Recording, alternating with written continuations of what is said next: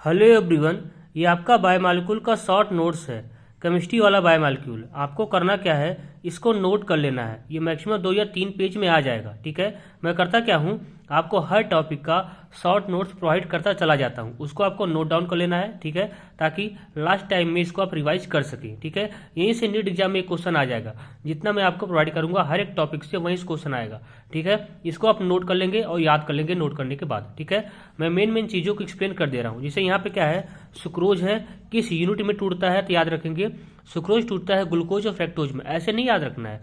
Sucrose देखो, sucrose ये जो सुक्रोज है ये टूटता है अल्फा डी ग्लूकोपाइरोनोज में प्लस बीटा डी फ्रक्टोफिरोनोज में। इस तरीके से याद रखना है इसी। ठीक है, ग्लूकोज का अल्फा डी होता है और फ्रक्टोज का बीटा डी होता है। ठीक है, इसमें कौन सा लिंकेज पाया जाता है, अल्फा 1 टू ग्लाइकोसिडिक लिंकेज पाया जाता है। माल्टोज किस में टूटता है, ठीक है, टू अल्फा डी ग्लूकोपाइरोनोज में। मतलब इसका 2 यूनिट होता है ग्लूकोज का, वो भी दोनों कैसा होता है, अल्फा डी का होता है। इसमें अल्फा 1,4 ग्लाइकोसिडिक लिंकेज पाया जाता है। लैक्टोज किस में टूटता है, दोनों बीटा में। ठीक है, बीटा डी ग्लूको देखिए बीटा डी ग्लूकोज में प्लस बीटा डी गलेक्टोज में। याद रखेंगे इसमें भी बीटा 1,4 ग्लाइकोसिडिक लिंकेज पाया जाता है। दोनों बीटा होता है, लेकिन याद रखेंगे किसका 1 किसका 4। तो देखिए आपको याद रखना है, ये जो गलेक्टोज होता है इसका फर्स्ट कार्बन यूज होता है। ये जो गलेक्टोज होता है इसका फर्स्ट कार्बन यूज होता है और ग्लूकोज का 4th कार्बन यूज होता है। इसको आप लिख लेंगे, गलेक्टोज का फर्स्ट कार्बन, ग्लूकोज का 4th कार्बन। गलेक्टोज का फर्स्ट कार्बन, इसका 4th कार्बन यूज होता है। ठीक है, तो इसको याद रखना है। ठीक है, यहाँ पे पॉलीसैकेराइड है, यहाँ पे टेस्ट है। ठीक है, जिससे टॉलरेंस टेस्ट है, फिलिंग टेस्ट है, ब्रेंडिंग टेस्ट है, म्यूटा रोटेशन है। ठीक है, देखिए जितने भी मोनोसैकेराइड, आल मोनोसैकेराइड, ये सब टेस्ट शो करते हैं।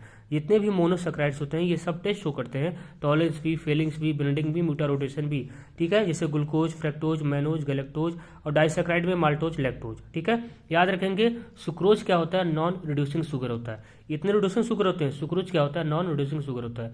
आपको याद रखना है जितने भी पॉलीसैकेराइड होते हैं, पॉलीसैकेराइड जैसे स्टार्च हुआ, ग्लाइकोजन हुआ, सेलुलोज हुआ, ये सब क्या होते हैं, नॉन रिड्यूसिंग शुगर होते हैं। और साथ में इसमें सुक्रोज को भी रखा गया है। सुक्रोज भी क्या होता है, नॉन रिड्यूसिंग शुगर होता है।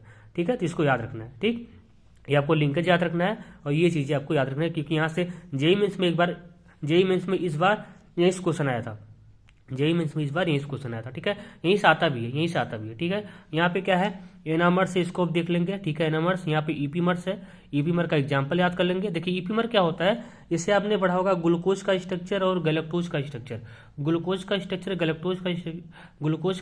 और गलेक्टोज का स्ट्रक्चर सिमिलर स्ट्रक्चर होता है, दोनों का सेम होता है। बस चेंज कहाँ पे होता है, जो गलेक्टोज होता है इसके देखिए जो गलेक्टोज होता है 4th पोजीशन पे चेंज होता है। 4th पोजीशन पे चेंज होता है। 4th पोजीशन पे चेंज होता है। ठीक है, यहाँ पे देखिए क्या होता है, जो ग्लूकोज होता है 4th पोजीशन पे क्या होता है, OH राइट साइड में होता है, H लेफ्ट साइड में होता है। यहाँ पे क्या होता है, OH 4th पोजीशन पे लेफ्ट साइड में होता है, H क्या होता है, राइट साइड में होता है। बस यही अंतर होता है, एक जगह चेंजिंग होता है। अगर एक जगह चेंजिंग होती है उसको बोलते हैं ईपीमर। ठीक है, जैसे डी ग्लूकोज डी मैनोज में स्ट्रक्चर में अंतर नहीं है, केवल यहाँ पे सेकंड कार्बन पे क्या होता है, OH लेफ्ट साइड में होता है और H क्या होता है, राइट साइड में होता है। इसलिए ये C2 ईपीमर होता है, ये C4 ईपीमर होता है। क्योंकि यहाँ पे दूसरे कार्बन पे चेंज होता है, यहाँ पे 4th कार्बन पे चेंज होता है, इसलिए C2 ईपीमर होता है, ये C4 ईपीमर होता है। इसको आप याद कर लेंगे। ठीक है, डी ग्लूकोज और डी मैनोज। ठीक है, और ये स्ट्रक्चर आप इस देखिए यहाँ पे दिखाया गया है, सुक्रोज का कैसे यूज होता है। ग्लूकोज का अल्फा डी होता है, फ्रक्टोज का बीटा डी होता है, इसलिए इसमें अल्फा 1 टू ग्लाइकोसिडिक लिंकेज होता है। ठीक है, अल्फा किसका यूज होता है, ग्लूकोज का, बीटा किसका यूज होता है, फ्रक्टोज का। माल्टोज का अल्फा यूज होता है। ठीक है, अल्फा डी ग्लूकोपाइरोनोज, अल्फा डी ग्लूकोपाइरोनोज। देखिए लैक्टोज का ग्लूकोज होता है, अल्फा डी ग्लूकोपाइरोनोज, और नहीं सॉरी इसका बीटा होता है, बीटा डी ग्लूकोपाइरोनोज और beta D galactopyranose, beta D glucopyranose, beta D galactopyranose. ठीक है, गलेक्टोज का फर्स्ट कार्बन, ग्लूकोज का 4th कार्बन, इसको याद रखना है। गलेक्टोज का फर्स्ट कार्बन और ग्लूकोज का 4th कार्बन। ठीक है, इसको आप नोट कर लेंगे और याद कर लेंगे। यहाँ आपका देखिए स्टार्च है, स्टार्च 2 भागों में होता है, एक एमाइलोज होता है, एक एमाइलोपेक्टिन होता है। ठीक है, एमाइलोज कैसा होता है, स्ट्रेट स्ट्रक्चर होता है, इसमें अल्फा 1,4 ग्लाइकोसिडिक लिंकेज होता है, अल्फा 1,4 ग्लाइकोसिडिक लिंकेज होता है। ठीक है, जो कि वाटर में सॉल्युबल होता है और ये ब्लू कर देता है आयोडीन डालने के बाद। यहाँ पे एमाइलोपेक्टिन है जो कि ब्रांच होता है। एमाइलोपेक्टिन में अल्फा 1,4 अल्फा 1,6 ग्लाइकोसिडिक दोनों लिंकेज होता है। अल्फा 1 तो देखिए अल्फा 1,4 तो नॉर्मली होता है, अल्फा 1,6 कहाँ होता है, ब्रांचिंग पे होता है। Alpha 1,6 at site of branching होता है, तो दोनों को याद रखना है। ठीक है, यहाँ पे देखिए इसका आपको ग्लूकोज का यहाँ पे सारा स्ट्रक्चर है। ठीक है, रिएक्शंस है। ठीक है, reaction of glucose open chain structure.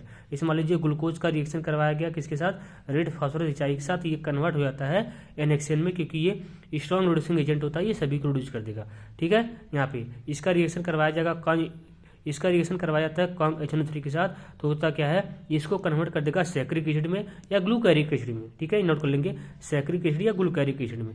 Br2 देखिए ये करता क्या है, CHO पार्ट को ऑक्सीडाइज कर देगा और CH2OH को ऑक्सीडाइज कर देगा, बाकी किसी को नहीं करेगा। इसका रिएक्शन करवाया जाता है Br2H2O के साथ, तो ये करता क्या है, केवल CHO पार्ट को ऑक्सीडाइज करेगा। ठीक है, क्योंकि माइल्ड ऑक्सीडाइजिंग एजेंट होता है, माइल्ड ऑक्सीडाइजिंग एजेंट होता है, केवल CHO पार्ट को ही ऑक्सीडाइज कर पाएगा, बाकी को नहीं कर पाएगा। ठीक है, इसलिए ये कन्वर्ट हो जाएगा ग्लूकोनिक एसिड में।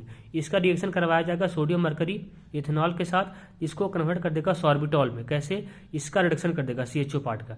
यहाँ पे कई सारे रिएजेंट हो सकते हैं, LiLH4 हो सकता है, NaBH4 हो सकता है। ठीक है, H2NI हो सकता है, तो कई सारे यहाँ पे रिएजेंट आप यूज कर सकते हैं। यहाँ पे केवल सोडियम यहाँ पे केवल सोडियम Hg दिया है, मरकरी दिया है। ठीक है, यहाँ पे क्या है, यहाँ पे एसिटिक नाइट्राइड है, एसाइल क्लोराइड है, या इसकी जगह पे आप एसिटिक नाइट्राइड भी ले सकते हो।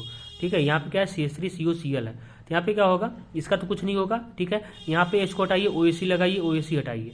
ठीक है, OAC लगाइए, यहाँ पे ऐसे हो जाएगा, ग्लूकोज पेंटाएसिटेट बन जाएगा। इसका रिएक्शन करवाया जाएगा यहाँ से, तो यहाँ से बन जाएगा ओसाजोन का फॉर्मेशन, ओसाजोन का फॉर्मेशन हो जाएगा। ठीक, तो इसको आप सारे रिएक्शन को याद कर लेंगे, यहाँ से इंपॉर्टेंट है, यहाँ से क्वेश्चन आ जाएगा। ठीक है, ठीक है, तो आपको ऐसे हर टॉपिक का क्वेश्चन मैं आपको कराते जाऊंगा। ठीक है, हर टाइप का आपको ऐसे शॉर्ट नोट्स आपको प्रोवाइड करता चला जाऊंगा। ठीक है, ज़्यादा बड़ा लेक्चर नहीं होने वाला है। ठीक है, ऐसे एमीन का, एल्डिहाइड कीटोन, कार्बोक्सिलिक एसिड का, फिनोल का, ऐसे हर टॉपिक का आपको देता चला जाऊंगा। उसको आप नोट डाउन कर लेंगे, ताकि लास्ट टाइम में इसको आप रिवाइज करके जाएँ, तो यही क्वेश्चन आ जाएगा। ठीक है, लास्ट टाइम में यही आपके लिए काम आएगा। ठीक है, लास्ट टाइम में आपको यही काम आएगा। ठीक है, तो मिलते हैं नेक्स्ट लेक्चर में, तब तक के लिए पढ़ाई करते रहिए। All the very best.